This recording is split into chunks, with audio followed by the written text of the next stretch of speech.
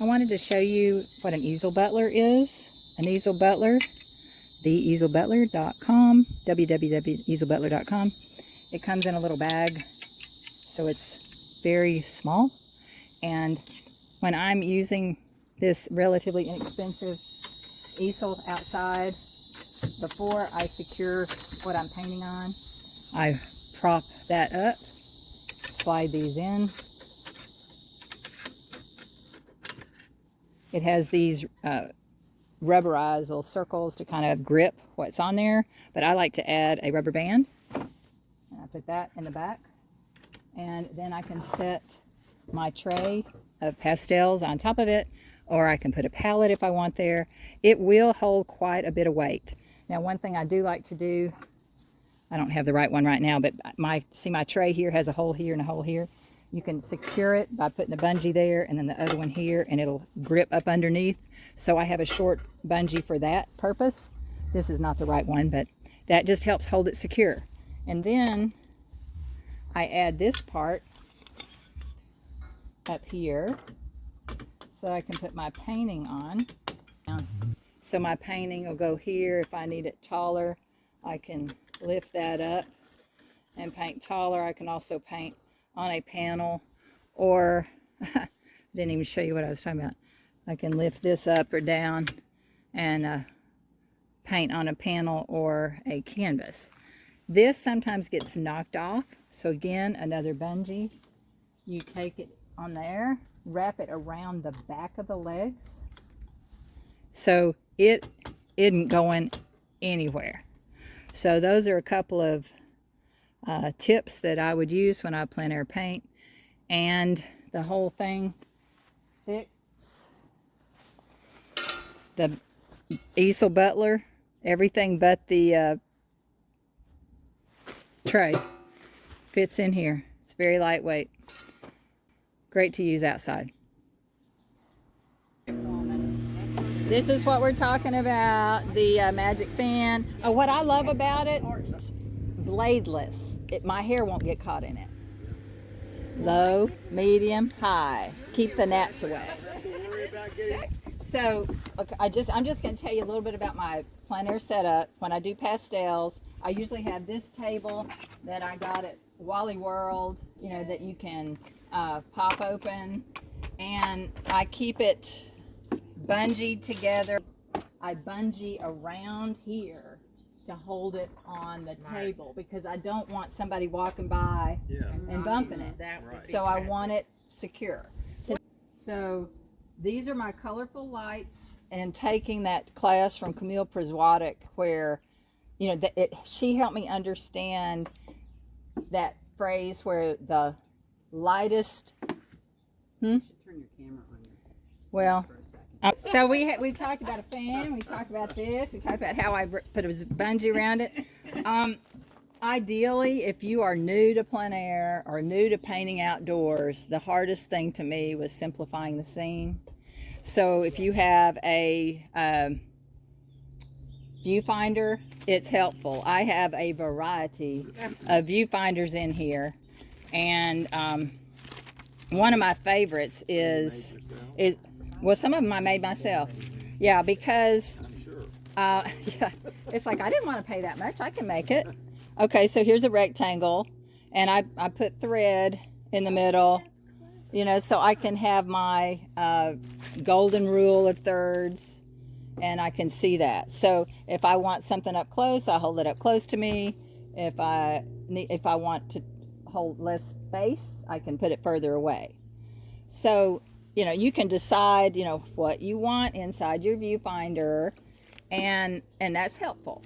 So it was kind of fun.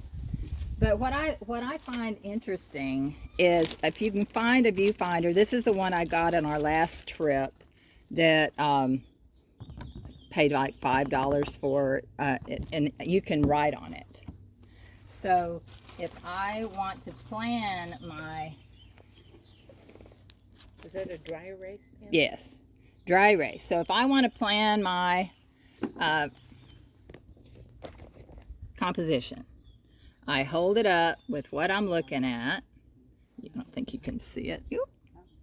Hold it up with what I'm looking at, I line it up. I close one eye.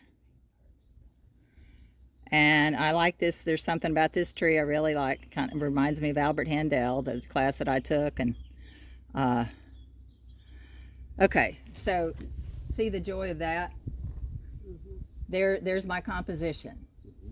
So I want when I can zoom in and focus on one thing, then I can eliminate a ton around it.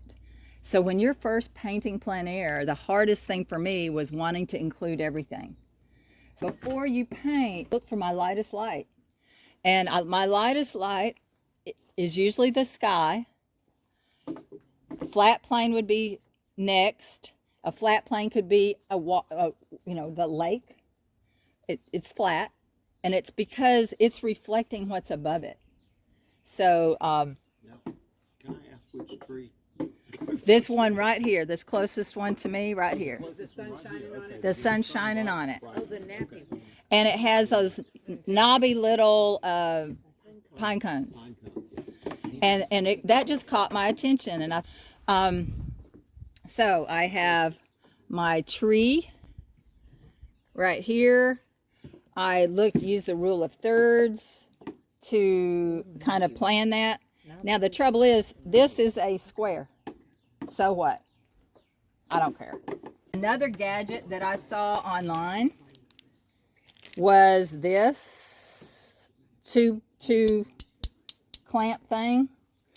This is how some people use it. I'm not going to use it today, but if you could line up what you're doing, like I can't do that because I'd have to turn my whole thing and then you wouldn't be able to see. Right. I would clip this here. Whoops. Clip it here. Clip that there. And then I would paint looking right through it. And if you only look through it, then you're eliminating all the other. Right. But I thought this, sorry, just bumped my shoulder. But I thought that was pretty clever. Yeah. You can also do it with mat board. Okay, so I have a mat that I cut. So I have a square format. So now I have a square format. How do I want it? I think I want it about like that. So I decide where I want it. Clip it together. Okay, so